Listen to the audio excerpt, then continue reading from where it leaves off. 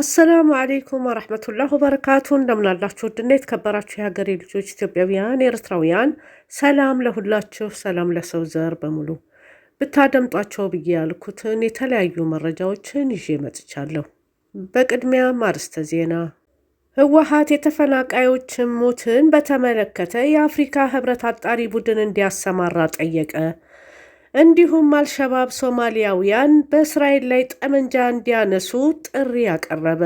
በዝርዝር የምትሰሙት ይሆናል። ጅቡቲ የሶማሊላንድ ዲፕሎማቲክ ቢሮን ዘግታ ዲፕሎማቶቿን ጠራች። እንዲሁም ከወደ አሜሪካ ዞህራን ማምዳኒ የኒውዮርክ ከንቲባ ሆኖ በቁርአን መሐላ ፈጸመ። ኤርትራን ጨምሮ አሜሪካ የጣለችው የጉዞ እገዳ ከዛሬ ጀምሮ ተግባራዊ ይሆናል። በስዊዘርላንድ በአዲስ ዓመት ዋዜማ በመዝናኛ ስፍራ በደረሰ የእሳት አደጋ በርካቶች መሞታቸውን የሚሉትን መረጃዎች ያካተናል። ለቻናሌ አዲስ ከሆኑ ሰብስክራይብ እንዲያደርጉ በአክብሮት እጠይቃለሁ። ቪዲዮን በላይክና ሼር ይጀምሩ። ቀጥታ ይዤላችሁ ወደ መጣሁት መረጃዎች እናመራለን። የአፍሪካ ህብረት በትግራይ ጦርነት ወቅት ከነበረው በበለጠ ሁኔታ በታህሳስ ወር የተመዘገበውን የተፈናቃዮች ሞት የሚሰንድ የሐቅ አፈላላጊ ተልዕኮ እንዲያሰማራ ህዝባዊ ወያነ ሓርነት ትግራይ ህወሓት ጠየቀ። በክልሉ በሚገኙ ተፈናቃዮች ላይ እየተከሰተ ያለው የጅምላ ረሃብ የፕሪቶሪያ ስምምነትን የሚጥስ እንደሆነም ገልጿል። ከህጋዊ የፖለቲካ ፓርቲነት የተሰረዘው ህወሓት ለአፍሪካ ህብረት ኮሚሽን ሊቀመንበር በጻፈው ደብዳቤ በተፈናቃይ ካምፖች ውስጥ ያለው ሁኔታ በእጅጉ አሳሳቢ መሆኑን በመግለጽ የሰብአዊ እርዳታ አቅርቦትን ለማሻሻል አስቸኳይ እርምጃ እንዲወሰድ ጠይቋል። በክልሉ ውስጥ ያሉ ተፈናቃዮች ለከፍተኛ የምግብ እጥረት በመጋለጣቸው የሟቾች ቁጥር እየጨመረ መሆኑን የጠቀሰው ህወሓት ክስተቱ የ2 ዓመቱን ጦርነት ያስቆመውን የፕሪቶሪያ ስምምነት የሚጥስ ነው ሲል ከሷል። ድርጅቱ በመጠለያ ካምፖቹ ውስጥ ያለው ሁኔታ በዚህ ወር ውስጥ መባባሱንና ያለው ሁኔታ በትግራይ ውስጥ ጦርነቱ ከጀመረበት ወቅት ከነበረው እየከፋ ሆኖ የሚሞቱ ሰዎች ቁጥር ከፍተኛ መሆኑን ገልጿል።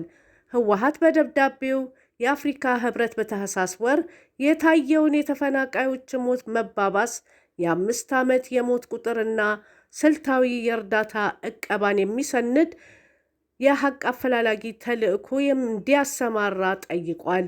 ተልዕኮ በ60 ቀናት ውስጥ ሪፖርት እንዲያቀርብም አሳስቧል። ሕጻጽ በሚባለው የተፈናቃዮች ካምፕ ውስጥ የተከሰተው የምግብ ችግርን በተመለከተ በማህበራዊ ሚዲያ ላይ መነጋገሪያ መሆኑን ተከትሎ የፌዴራል መንግስቱ በሰጠው መግለጫ እርዳታ ምግብ አቅርቦት እንዳልተቋረጠ መግለጹ ይታወሳል። በተጨማሪም የብሔራዊ አደጋ ስጋት ስራ አመራር ኮሚሽነር ሽፈራው ተክለማርያም ለመንግስት መገናኛ ብዙሃን በሰጡት መግለጫ ህወሓት የእርዳታ አቅርቦትን እንደሚያደናቅፍና ለራሱ ጥቅም እንደሚያውል በመጥቀስ ከሰዋል። ነገር ግን ህወሓት ለተፈናቃዮች የእርዳታ አቅርቦት ያለማቆራረጥ እየቀረበ ነው በማለት ያቀረበውን መረጃ ውድቅ አድርጎ የፌዴራል መንግስቱን እርዳታ በማደናቀፍ ባጸፋው ወንጅሏል።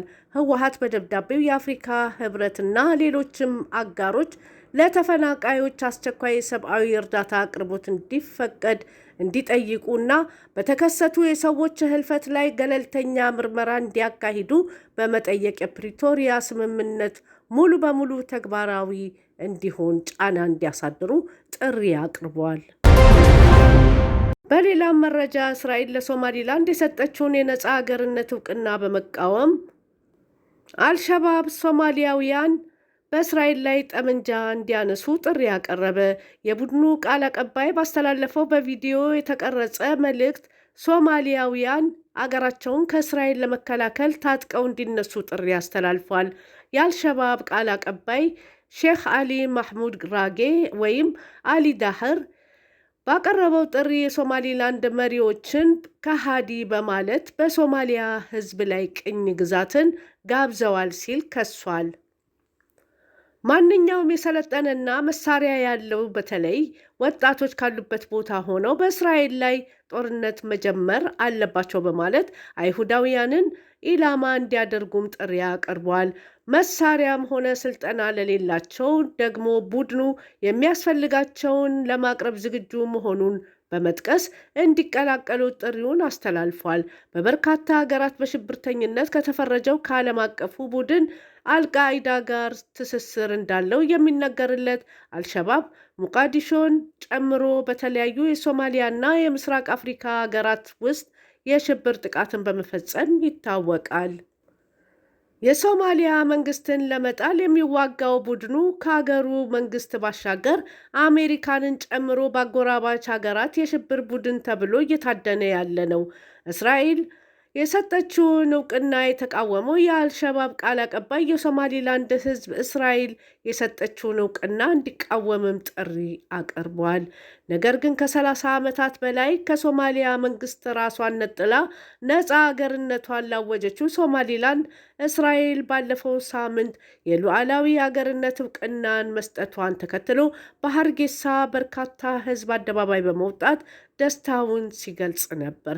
በሌላ በኩል ደግሞ የሶማሊያ ማዕከላዊ መንግስት እውቅናውን አጥብቆ በመቃወም ጉዳዩን ወደ ተባበሩት መንግስታት የጸጥታ ምክር ቤት መውሰዱ ይታወቃል። እንዲሁም ሶማሊያውያን በተለያዩ የአገሪቱ ክፍሎች ውስጥ ባካሄዷቸው ሰልፎች የሶማሊላንድን የአገርነት እውቅና ተቃውመውታል። ይህ በእንዲህ እንዳለ ጅቡቲ የሶማሊላንድ ዲፕሎማቲክ ቢሮን ዘግታ ዲፕሎማቶቿን ጠራች። እስራኤል ለሶማሊላንድ እውቅና መስጠቷን ተከትሎ ከሀርጌሳ ጋር ውጥረት ውስጥ የገባችው ጅቡቲ የሶማሊላንድ ዲፕሎማቲክ ቢሮን እንደዘጋችና ዲፕሎማቶቿን ከሀርጌሳ መልሳ እንደጠራች አንድ የአገሪቱ መንግስት ባለስልጣናት ለቢቢሲ አረጋገጡ። ማንነታቸው እንዳይገለጽ የጠየቁ የሶማሊላንድ ባለስልጣን በበኩላቸው ሀርጌሳም በተመሳሳይ በጅቡቲ የሚገኙ ዲፕሎማቶቿን ለምክክር እንደጠራች ለቢቢሲ ተናግረዋል። የአሁኑ ሁኔታ እስራኤል ለሶማሊላንድ የአገርነት እውቅና ከሰጠችበት ጊዜ አንስቶ የሁለቱ ተጎራባቾች ዲፕሎማሲያዊ ግንኙነት እጅግ ዝቅተኛ ደረጃ ላይ መውረዱን ያሳያል። ይህ ዲፕሎማሲያዊ መቃቃር በተለይም ለዓለም አቀፍ ጉዞ የጅቡቲ ፓስፖርትን በሚጠቀሙ የሶማሊላንድ ባለስልጣናት እና ታዋቂ ግለሰቦች በተለይም በሶማሊላንድ የንግድ ማህበረሰብ አባላት ጉዞ ተጽዕኖ እንደሚኖረው ይጠበቃል። እስራኤል ለሶማሊላንድ እውቅና መስጠቷን በጽኑ ከተቃወሙ የሶማሊያ ጎረቤቶች መካከል ጅቡቲ አንዷ ናት። ወደ አሜሪካ ስናመራ ኤርትራን ጨምሮ አሜሪካ የጣለችው የጉዞ እገዳ ከዛሬ ጀምሮ ተግባራዊ ይሆናል።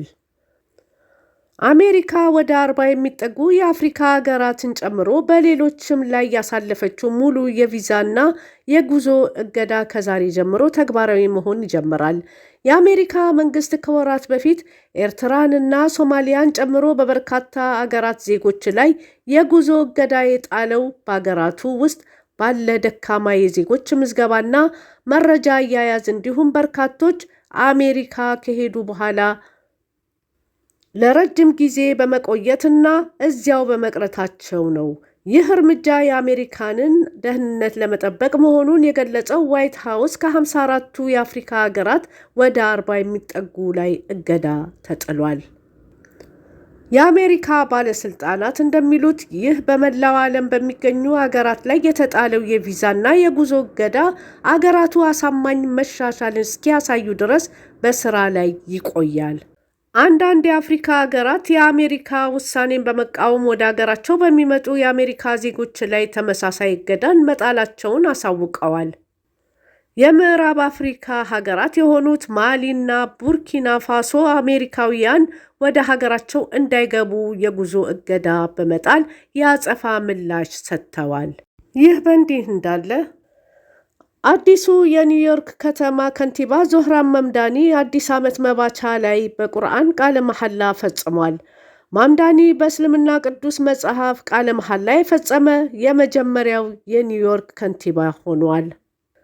የ34 ዓመቱ ዲሞክራት ከከተማ አስተዳደሩ ሕንፃ አቅራቢያ በሚገኝ የባቡር ጣቢያ ውስጥ ነው። እኩለ ሌሊት እንዳለፈ ቃለ መሐላ ፈጽሞ በይፋ የኒውዮርክ ከተማ ከንቲባ የሆነው ማምዳኒ ከዚህ ቀደም መጽሐፍ ቅዱስ ላይ ቃለ መሐላ ከፈጸሙ ከንቲባዎች በተለየ ቁርአንን በመጠቀም ቀዳሚው ሲሆን አልፎም የመጀመሪያው ደቡብ እስያዊ እና አፍሪካ የተወለደ የኒውዮርክ ከተማ ከንቲባ ይሆናል።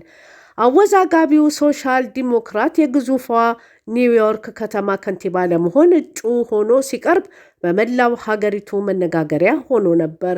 ፕሬዝደንት ዶናልድ ትራምፕ ማምዳኒ እጩ ሳለ መራጮች ድምፃቸውን እንዳይሰጡት በይፋ ቢጠይቁም ከተመረጠ በኋላ ወደ ዋይት ሃውስ ጠርተው እንዳናገሩት ይታወሳል።